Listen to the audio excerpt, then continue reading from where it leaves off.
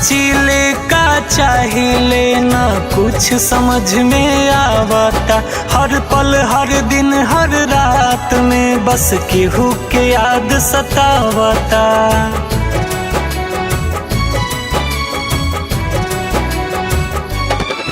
का सोचिले का चाहिए ना कुछ समझ में आवता। हर पल हर दिन हर रात में बस केहू के याद सतावता। देख के हालात हमरो रोवे जमाना, देख के हालात हमरो रोवे जमाना। बाकी तो उनका असर ही न होला, सच्ची मोहब्बत के कदर ही न होला। बाकी तो उनका असर ही न होला, सच्ची मोहब्बत के कदर ही न होला।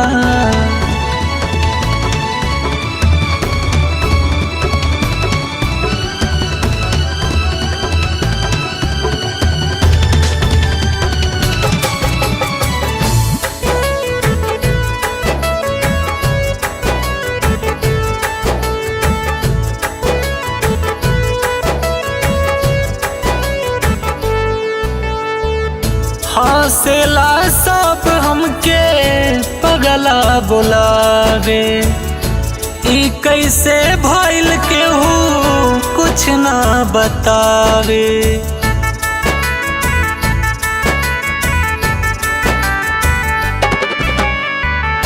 हौसला सब हमके पगला बुलावे। ई कैसे भइल केहू कुछ ना बतावे। जिद बाटे हाथ से उनका खाइब खाना, जिद बाटे हाथ से उनका खाइब खाना। बाकी तो उनका असर ही न होला, सच्ची मोहब्बत के कदर ही न होला।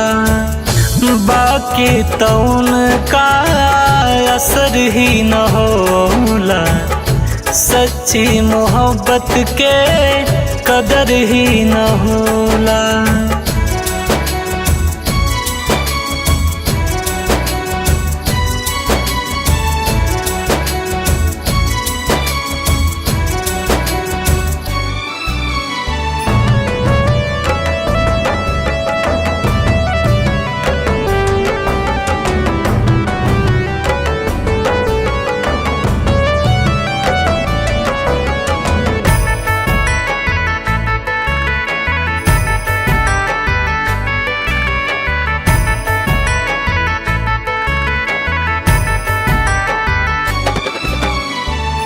देहिया बेजान कुछो करे न पाई।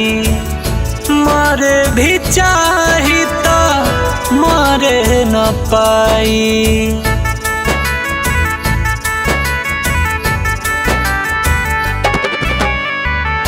देहिया बेजान कुछो करे न पाई।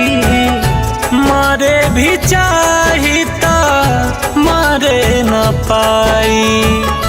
पियावा के साथ उता सुती है रोजाना, पियावा के साथ उता सुती है रोजाना। बाकी तो उनका असर ही न होला, सच्ची मोहब्बत के कदर ही न होला।